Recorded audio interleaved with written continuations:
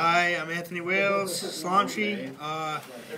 Went to ZP's local last Sunday and went 5-0 with Machina Gadgets. Here's the deck profile.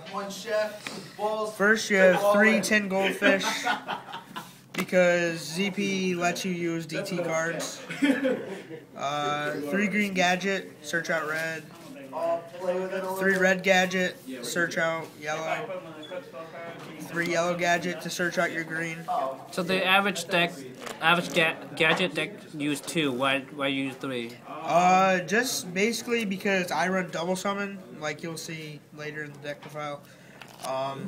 It just gets your plays off so much better, and then it fills up your graveyard a lot quicker with all the gadgets. And then when you already have 2 of each gadget in the graveyard, there's like it's just never-ending consistency with 3 of each gadget.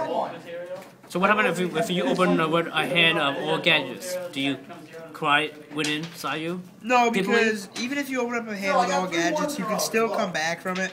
I mean, just obviously play green over all of them because he's the strongest. In case you're playing an OTK deck, just set him out there, let him try and beat something up if he can, but obviously probably not because he's only a 1400 beater. But, I mean, you never scoop right away. You know what I'm saying?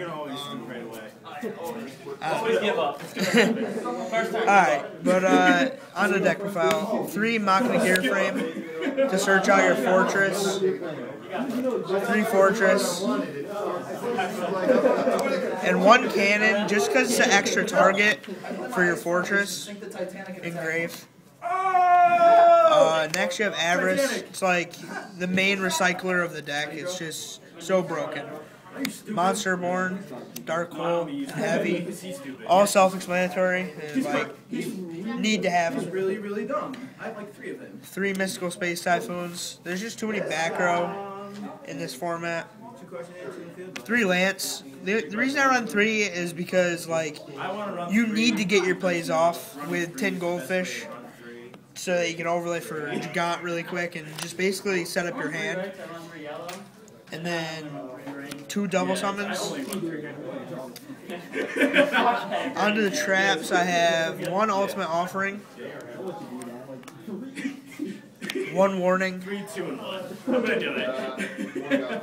2 Fiendish Chains. It works out so well. You don't even know. 2 Deep Prisons. The only way you're going to be cool. 2 Bottomless Trap Holes. I run 3. Because 3's that magic number. 2 Compulsory. And then finally 1 Torrential Tribute. Don't worry about it. I know you Chaos Emperor Dragon in there. Onto the extra deck, you have 3 Gigant X's. Just most broken card. 1 Lavable Chain, because once again ZP allows you to play DT. So it's just really good. You use this effect, just add 10 goldfish or whatever else you need to the top of your deck and draw it next turn. 1 Shockmaster, just because you can make it so easily. Marrowgeist against, like, there's just so many things that it works against, like Gravekeepers. If they have that recruiter, they don't get their surge and stuff like that. It's just a broken card. Gaga Cowboy. Emerald. Fairy King. Utopia. Papal Operative and Mystroke. And then your Chimera Tech and your Stardust. So what happened to the Black Ship of Corn and... Well, Big Eye is in this deck. It's just in another deck right now. So Right, but what happened to why don't you use Black Ship of Corn? I don't know. I just don't like Black Ship that much. Why? It's an amazing card. It destroys Zingmains, Gachi. But there's just so many other things you could use. Like I would rather have Fairy King Alvidurge, whatever you want to call him, in my deck, just because. I mean, I don't know. Black Ship is definitely a good card, no doubt that. But I just personally, I would take, don't like it. I would take the Evil Skitsky guy, grow out, and replace it with Black Ship of Corn, because otherwise, she's not best good at the moment because Senkin is gone. That's true. And nobody will use Gravekeeper and. That's true. I mean, maybe I will switch that out, but there's just so many key situations that Marrow guys can't help because. Yeah, not too many people are playing Gravekeepers anymore, but that one chance that you're playing Gravekeepers, it's a hard matchup for this deck to beat because you do go into grave a lot more than you think with your monster boards, your Avarice. I mean, I don't know. I will maybe possibly make that switch, maybe just throw it in and test it out, but... So how do you get first place? How do you win 5-0 with this gadget deck? Was it a surprising deck that nobody expected, or was it different? It's just ridiculous with consistency, you know what I'm saying? Like, I mean, gadgets were good in general, and then just when you add 10 goldfish and, like, your Lavavel Chain and your Dagusto Emerald, it just makes the deck completely broken. Like, you just can barely stop it. So what deck do you? So fast. So what deck do you play at the local last weekend that you got first place? I played 2 Marmail decks. And how do you do against them? I 2-0'd one of them and went into game 3 with the other one. Were they difficult to play against? Or was it how? It's the one that you 2-0. Was he a bad player or was he good? No, I mean definitely a good player. Was it a country? Can't tell you that. It's not going to tell you who I beat. I played a very, very good Dark World player. We went into game 3, and that was round 5 of the tournament.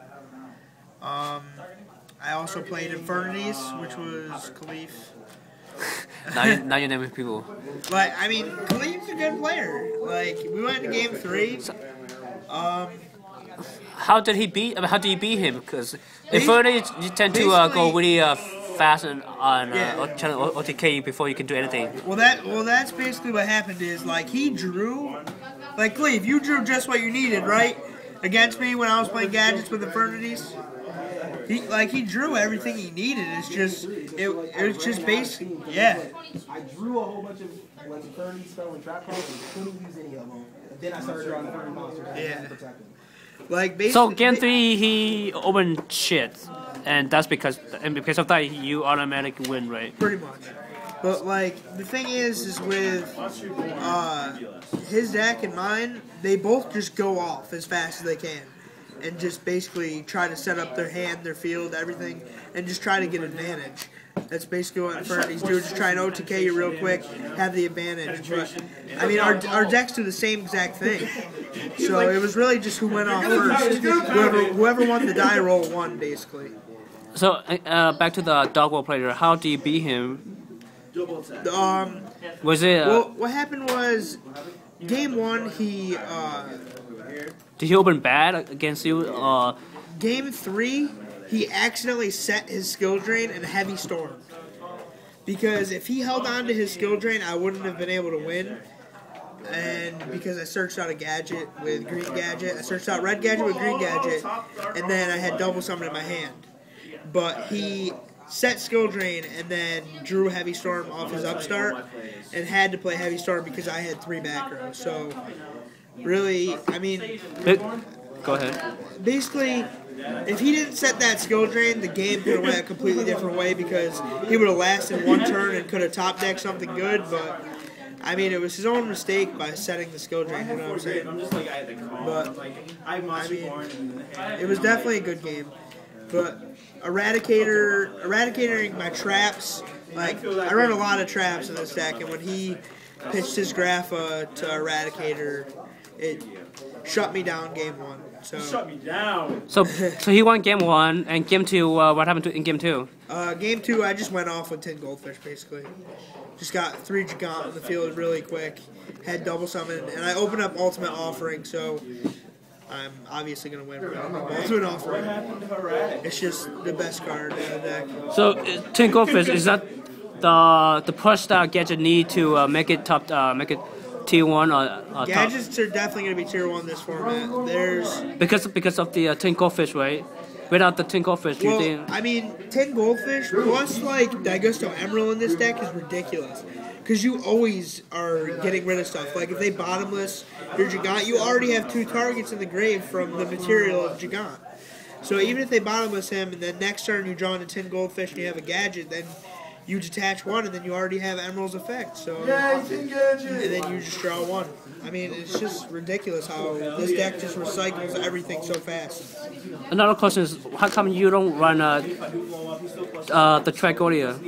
A lot of gadget players they use Trag because they always have a full hand. Most definitely, you always have a full hand. Right. But I just go off as fast as I can with this build. I'm not worried about waiting and trying to have like a conservative build or anything like that. This build is just meant to basically OTK as fast as possible. Okay. Do you have any more last comment or whatever, or shout out, whatever? Otherwise, Run gadgets. all right. Thank you very much.